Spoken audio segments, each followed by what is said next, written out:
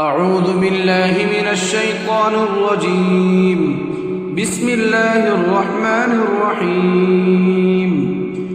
إذا وقعت الواقعة ليس لوقعتها كاذبة خافضة رافعة. إذا رجت الأرض رجا وبست الجبال بسا فكانت هباء منبثا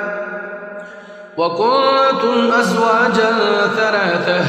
فأصحاب الميمنة ما أصحاب الميمنة وأصحاب المشأمة ما أصحاب المشأمة والسابقون السابقون أولئك المقربون في جنات النعيم. ثلة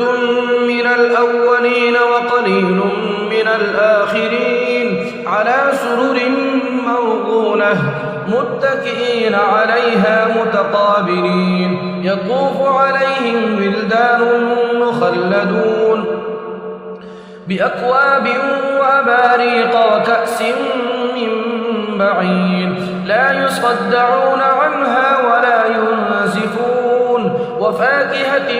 مما يتخيرون ولحم طير مما يشتهون وحور عين كأمثال اللؤلؤ المكنون جزاء بما كانوا يعملون لا يسمعون فيها لغوا ولا تأثيما إلا قيلا سلاما سلاما. وأصحاب اليمين ما أصحاب اليمين في سدر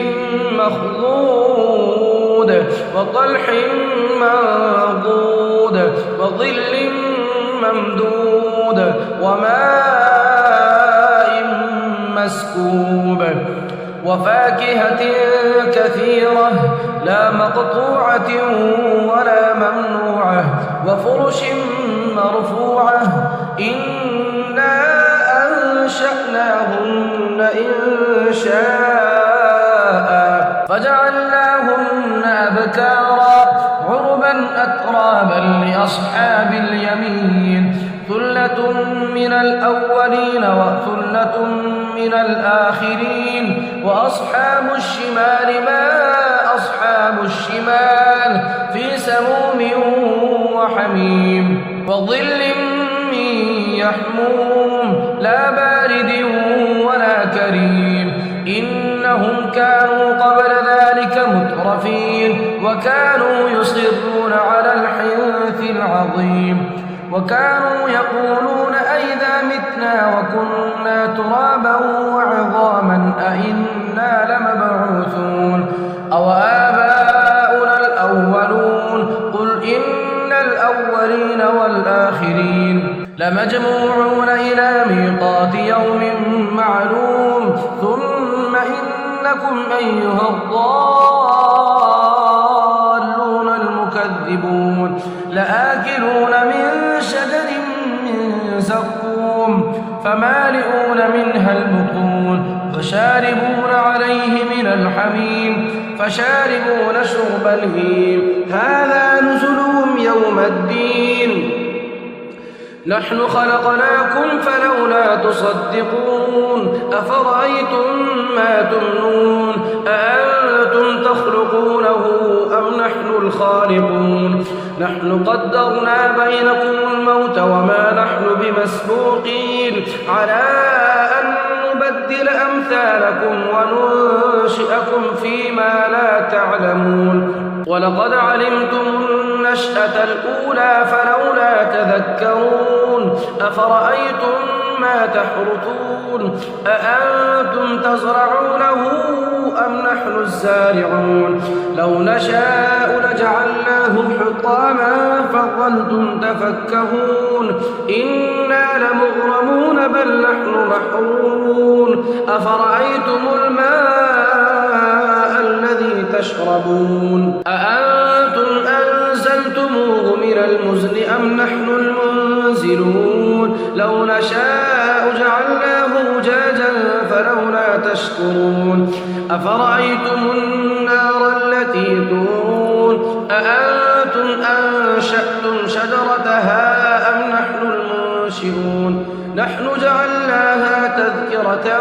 ومتاعا للمقوين فسبح باسم ربك العظيم فلا أقسم بمواقع النجوم وإنه لقسم لو تعلمون عظيم إنه لقرآن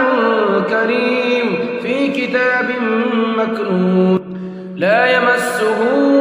إلا المطهرون تنزيل من رب العالمين أفبهذا الحديث أنتم مدهنون وتجعلون رزقكم أنكم تكذبون فلولا إذا بلغت الحلقوم وأنتم حينئذ تنظرون ونحن أقرب إليه منكم ولكن لا تبصرون فلولا إن كنتم غير مدينين ترجعونها إن كنتم صادقين فأما إن كان من المقربين فروح وريحان وجنة نعيم وأما إن كان من أصحاب اليمين فسلام لك من أصحاب اليمين وأما إن كان من المكذبين الضالين فنزل من حميم وتصلية جحيم إن هذا لهو حق اليقين فسبح باسم ربك العظيم.